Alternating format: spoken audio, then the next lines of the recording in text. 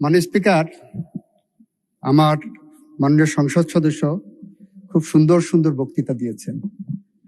বক্তৃতাগুলো পল্টন ময়দান, press club, ঢাকার রাজপথের জন্য, মুক্তাঙ্গন অনেক বেশি জুসি, অনেক বেশি প্রাসঙ্গিক।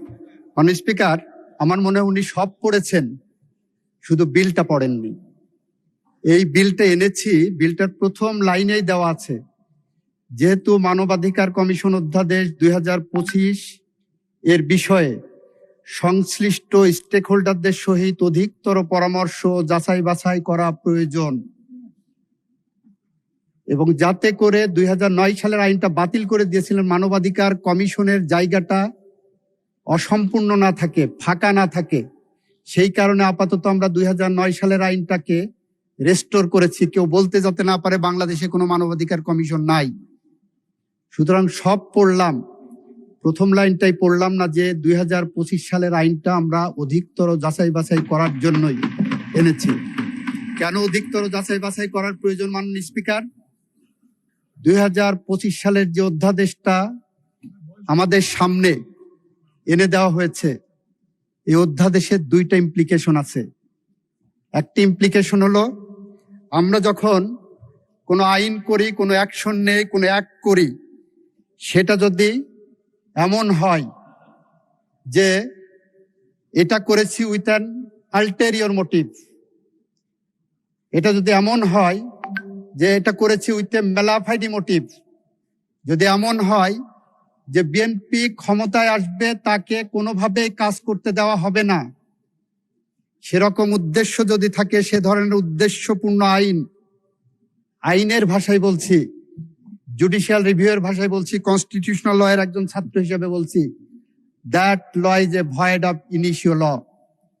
মানে স্পিকার, মানবাধিকার কমিশন অধ্যাদেশ যেটা আনা হয়েছে 2025 সালের, সেই 25 সালের অধ্যাদেশের 16 ধারাটা যদি একটু কেউ ভালো করে পড়েন, তাহলে দেখবেন এটা ভিকটিমের জন্য আরেকটি মানবাধিকার লঙ্ঘনের সমান। সেটা আমি আপনাদেরকে একটু পার্লামেন্টের সামনে বলছি। মাননীয় স্পিকার, এখানে বলা আছে মানবাধিকার কমিশন দুইভাবে মানবাধিকার ভায়োলেশনের একটা বিষয় টেক আপ করতে পারবেন। একটা সুমোটো পারবেন, আর একটা কারো কমপ্লেনের বেসিসে পারবেন। ভালো কথা, পারলেন। কমপ্লেনের বেসিসে নেওয়ার পরে কতদিনের মধ্যে এটা অনুসন্ধান বা তদন্তে পাঠাবেন, তার কোনো গাইডলাইন নাই। তারপরে বললেন যেদিন পাঠাবেন সেদিন থেকে 30 দিনের মধ্যে একটা অনুসন্ধান হবে, অথবা তদন্তে সরাসরি পাঠাবেন। ভালো কথা, অনুসন্ধান করে প্রাথমিক সত্যতা পাওয়ার পর একটা 30 দিনের রিপোর্ট পাইলেন, সেই রিপোর্টের পরে কি করবেন? মানবাধিকার সংস্থা আবার একটা তদন্ত করবেন। কতদিনের মধ্যে তদন্ত করবেন সেটার গাইডলাইন নাই। ভালো কথা, আর একটা রিপোর্ট নিলেন 2 মাস পরে, সেটাও ভালো কথা। রিপোর্ট নেওয়ার পরে দুই পক্ষকে ডাকাডাকি করবেন, দুই পক্ষকে শুনবেন, শোনার পরে ওনারা 4টা কাজ করতে পারবেন। নাম্বার 1, জরিমানা করতে পারবেন। কিন্তু জরিমানা কত টাকা হবে, কিভাবে রিলাইজ হবে, কোন আইনে হবে, তার কোনো গাইডলাইন এখানে দেওয়া নেই, আইনে বিধান নাই। মানে স্পিকার, বলা হচ্ছে কমিশন ক্ষতিপূরণ ইম্পোজ করতে পারবেন। ক্ষতিপূরণ কত টাকা হবেন, কি পরিমাণ হবেন, কি গাইডলাইন হবে, কিভাবে রিলাইজ হবে, কার কাছে যাবে, তার কোনো গাইডলাইন এই আইনের মধ্যে নাই। মাননীয় স্পিকার, মাননীয় স্পিকার, মানবাধিকার আইন কমিশনে বলা হচ্ছে আরেকটা কি করতে পারবেন, উনারা সুপারিশ করতে পারবেন ওই ভিকটিম মামলা করতে পারবেন নাকি কোনো জায়গায় ধর্ণা দিতে পারবেন। 2 বছর মানবাধিকার কমিশনের পিছনে দৌড়ায় দৌড়ায় মনে হবে যে আমি মামলা করতে পারবো কি পারবো না, সেই কারণে সুপারিশ নেওয়ার জন্য মানবাধিকার কমিশনে যাওয়ার দরকার নাই। আমাদের মতো যারা বটতলার উকিল আছে মাননীয় স্পিকার, আমরাই বলতে পারি যে এটা মামলা যাবে কি যাবে না। মাননীয় স্পিকার, আর একটা কাজ করতে পারবেন, মানবাধিকার কমিশন বাদী হয়ে তার পক্ষে মামলা করতে পারবেন। প্রশ্নটা হলো, তদন্তের পরে মানবাধিকার কমিশন যখন আপনার মতো নিরপেক্ষ চেয়ারে বসে দুই পক্ষকে শুনানি দিচ্ছেন, শুনানির শেষে তারপরে আপনি যে বাদী হয়ে এক পক্ষের মামলা করলেন, can it be called a reasonable law? Can it be called a neutral law? Can it be called a just and proper law? এই প্রশ্নগুলো যখন আমাদের সামনে আসে মাননীয় স্পিকার, তখন আমাদেরকে বিলের প্রথম লাইনেই বলতে হয় মানবাধিকার কমিশন অধ্যাদেশ 2025 সংশ্লিষ্ট স্টেক হোল্ডারদের সহিত অধিকতর পরামর্শ যাচাই বাছাই করা প্রয়োজন। মাননীয় স্পিকার, এখানে শেষ নয়।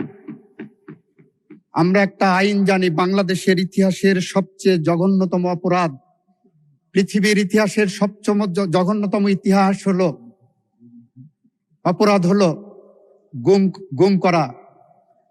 সেই গুম করা সংক্রান্ত একটা আইন করা হয়েছে, গুম কমিশন আইন। মানে স্পিকার, গুমের অপরাধকে এতটাই গুরুত্ব দিয়ে এই পার্লামেন্ট আইন পাশ করেছে যে কেউ গুম হলে তাকে মানবতা বিরোধী অপরাধের মধ্যে আমরা ফেলবো। মানে স্পিকার, সেই আইনটাকে ফ্রাস্ট্রেট করবে যদি আমি মানবাধিকার কমিশন এই আইনকে এইভাবে রাখি। কারণ এখানে বলা হলো, গুম কমিশন আইনে বলা হলো গুমের বিষয়ে তদন্ত করবেন মানবাধিকার কমিশন। তাহলে মানবাধিকার কমিশন কি করবেন? ওই যে তদন্তের কথা আছে, তদন্তের পরে যে তারপর ওনাদের কাছে পাঠাবেন। এবং গুম কমিশন বলে সেপারেট কোনো কমিশন তৈরি করা হয়নি বা স্কোপ রাখা হয়নি আইনে। গুম কমিশন বলতে যে ডেফিনেশন দেওয়া হয়েছে, সেই ডেফিনেশনের মধ্যে বলা হয়েছে গুম কমিশন মানে মানবাধিকার কমিশন। মানে স্পিকার, আইনের এই অ্যাম্বিগুইটি থাকতে পারে না। আইন স্বচ্ছ হতে হবে, আইন পরিষ্কার হতে হবে। এটা ঐতিহাসিকভাবে বলছে যারা আইন বিশেষজ্ঞ, যারা আইন সম্পর্কে গবেষণা করেন, একটা আইনের মেয়াদ ধরা হয় আগামী 20 বছর পর্যন্ত জনগণ এই আইনটা গ্রহণ করবে। তারপরে যদি লাস্টিং করে সেটা করবে। ধরে নেওয়া হয় 20 বছর পর পর একটা আইন পরিবর্তন যোগ্য হবে। আমরা যে আইনটা পেয়েছি, অধ্যাদেশটা, সেই অধ্যাদেশের যে ফ্লড গুলো আছে, সেই কারণে মাননীয় স্পিকার আমরা বলছি সংশ্লিষ্ট স্টেক হোল্ডারদের সহিত পরামর্শ করিয়া অধিকতর পরামর্শ ও যাচাই বাছাই করা প্রয়োজন। মানে স্পিকার, আমাদের মাননীয় স্বরাষ্ট্রমন্ত্রী ওই দিন বলেছিলেন জুলাই সনদকে ইমপ্লিমেন্ট করতে হলে আসেন এই পার্লামেন্টে আমরা একটা বিশেষ সংবিধান সংশোধন কমিটি করি, একটা বিশেষ কমিটি করি, যেখানে সবগুলো আলোচনা আসবে, যেখানে অধিকতর যাচাই বাছাইয়ের প্রশ্ন আসবে, যেখানে মানবাধিকারের যারা ভিকটিম আছে তাদের সাথে পরামর্শের প্রয়োজন আসবে। আমরা কুড়িল বস্তিতে যাব, আমরা ঢাকা শহরের বস্তিগুলোতে যাব যেখানে সবচেয়ে বেশি মানবাধিকার লঙ্ঘিত হয়। আমরা রাজনৈতিক দলগুলোর কাছে ফেরত যাব যেখানে সবচেয়ে মানবাধিকার লঙ্ঘনের শিকার হয় যারা। আমরা সমস্ত শ্রেণী পেশার মানুষের সাথে মানবাধিকার লঙ্ঘনের শিকার যারা হয়েছে তাদের সবার সাথে আমরা এই সেশন অতিক্রান্ত হওয়ার পরে আমরা আলোচনার দ্বার উন্মোচন করবো মাননীয় স্পিকার। এবং সেই কারণেই আমরা বলতে চাই অধিকতর পরামর্শ যাচাই বাছাই ছাড়া এই আইন, এই অধ্যাদেশ পাশ করা সম্ভব নয় বলেই একই সাথে মানবাধিকার কমিশন যাতে বাংলাদেশে খালি না থাকে জায়গাটা, 2000 আইনটাকে রেস্টোর করতে বলছি। 2000 আইনের 9 আইনের সেকশন 3 যদি পড়েন আর 2025 অধ্যাদেশের সেকশন 3 যদি পড়েন, দুইটা আইনে নন অবস্ট্যান্টিক ক্লজ আছে, দুইটা আইনের অটোনমাস ক্যারেক্টার একই, দুইটা আইনেই বলা আছে এই কমিশন কোনো কারো কাছে দায়বদ্ধ থাকবে না। সুতরাং এত ভয় কিসের? 2000 আইনের সেকশন 3 এবং 2025 সেকশন 3 যেখানে সুপ্রিমেসি অব দি কমিশন দেওয়া হয়েছে, যেখানে কমিশনের ক্ষমতাটা বাড়ানো হয়েছে, আমরা সেই লক্ষ্য ধরে এগিয়ে যাচ্ছি।